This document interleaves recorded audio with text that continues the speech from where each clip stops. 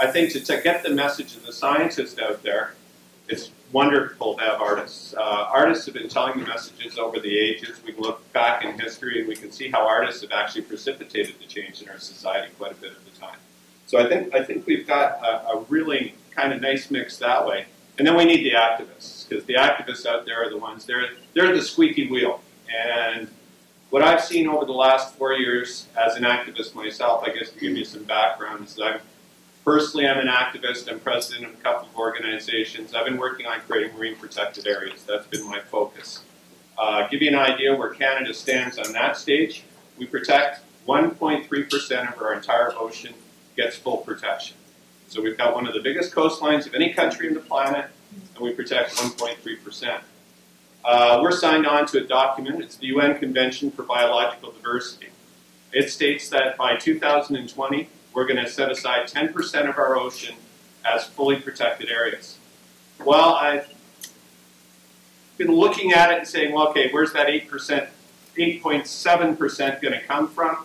We have yet to identify what that 8.7% looks like. So I really question in almost 2016 how we're going to get to that 2020 and actually have legislation in place. Talking about legislation, that's something I work on. I meet with government. I work on sponge reef protection. Some people pick charismatic animals. They pick whales and dolphins and turtles, and everybody gets really engaged about sharks. Well, I pick sponges. Well, other than the sponge in your sink, most people don't really get too excited about sponges. So what I do is I'm a videographer and I'm a digital media producer. So I take pictures, I do videos, I bring people under the water. Because what happens is when people look at the water, they see the surface and they don't think about the multitude of things that lie underneath the water. So I think it's very important if we're going to engage people and get them to really care about it. And it's an old Cousteau quote, if you want somebody to protect something, you have to first get them to love it first. So I'm hoping that by and this is where the artists are really critical. I've seen some beautiful ocean art. When artists go out there and they create this and this beauty, we want it to maintain there. Now I dive every week. I've been diving 42 years. I'm out almost every Sunday on a boat. We go out into Howe Sound and we see stuff. And in that time, I've watched as reefs that I would frequent went from schools of copper rockfish to a few individuals to none. And when you see that happening in front of your eyes, it's like a calling. It just brings you forward. And it's like, how can we change this? And then that brings you into, okay, now I can't do this alone. And that's the message I'd like to give everyone. Nobody can do this alone. We all have to work together on it. We have to find the common ground where we can get the artists as the message, we get the scientists for their documentation, and then we get the activists to push it. If we look at that in the real world, what that looks like, I mean, Chris can do years and years of science, and then if he wants to change a policy, he's got to create a 1 or a 2-page brief, which might go to a minister, who will then look at that 1 or 2-page brief. Often the minister isn't really up on what's going on, and that's all he's got to go on to bring it forward as policy.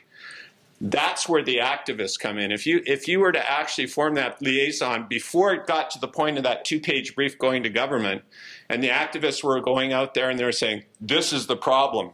We've noticed that, like, for example, when they did the studies on lingcod in Howe Sound, they discovered that there's only about 3 to 5% left of what their historic numbers are. So we need that science to go forward and say, hey, there's only 3 to 5. But unless there's the squeaky wheel of the activist putting the pressure on government, you're not going to see that change because they're just going to have that 1 or 2-page brief. They won't be putting in their head, well, all my constituents are up on arms because sponge reefs aren't being protected right now. So this is kind of the way it works and the flow goes. So we have to evaluate how can we best do this. Now, the challenge I often have, and no offense, Chris, because I know you're not necessarily this way, but I'll go to a scientist and I'll say, hey, I've got this conservation group and I see that you're working on Hector's dolphins and we'd love to really help you out and support you on this. And would you be part of our organization? And then I get the answer, if I become part of your organization, there will be a perceived bias to my work. Now, this is a double standard in the world of science, because when an oil and gas company goes to a scientist and says, I'm going to pay you to go out and do this study, scientists pride themselves in their empirical studies and the fact that they are objective and that they aren't biased. But I don't see how they can say there's no bias to that yet there's a bias when they're part of my conservation group. So there's a double standard going on there. And I'd like to break that. I'd like scientists to be able to proudly say, I'm a member of this conservation group. I mean, I see scientists, I work with stuff on vaquita dolphin, which, you know, the last 50 vaquitas are in the world right now. Or sorry, the hectares, sorry, I get my dolphins confused. The last 50 are on this planet.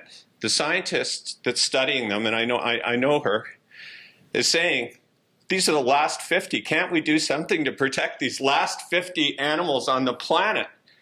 And yet, when we go to the community says, yeah, but they're being killed by being caught in fishing nets, but we need the fish to keep surviving. And so it's not an easy issue because people's economic well-being rely on that. So we have to say, how can we keep these people in their businesses, or do they have to shift? I mean, I hear this a lot from, I used to think that you could actually get people to change by educating them. I had this idea in my head that if you could educate somebody on something to a certain point, they have an aha moment and they have an epiphany and they go, oh, I'm going to change my behavior and I'm going to do this differently. Well, unfortunately, it doesn't seem to work that way. And what I'm seeing now is what actually works is if you can find out what the root cause problem is. And in the case of fishing, 50 to 60% of all fishermen around the world will knowingly fish out the last fish. And you sit there and it's like, why would they do this? Why would you purposefully ruin your livelihood? But then you start getting into it and you realize it's because, and the fishermen always gave me the same answer and I never put it together. They'd say, my father's father was a fisherman, my father was a fisherman, and I'm going to be a fisherman. And it's about familial bond. And familial bond is a trump card in the world. A familial bond is stronger than just about any other human drive there is. So it's about keeping family together. So if you're going to offer something like that up and say, oh, you've got to quit fishing, then you've got to provide a solution. You can't just go in there and say, stop doing what you're doing. You have to actually find out, how can we create a system whereby somebody still has something to gain by stopping their activity? So what that means is they got to do a switch. Instead of being a fisherman, maybe they could become a whale watching outfit. You know, there are ways to do this. We have to understand that there are some real net benefits to protected areas. If we start protecting areas, the fish don't know those boundaries. They don't see that there's a boundary around it. They'll spill out and they'll go out into the surrounding area.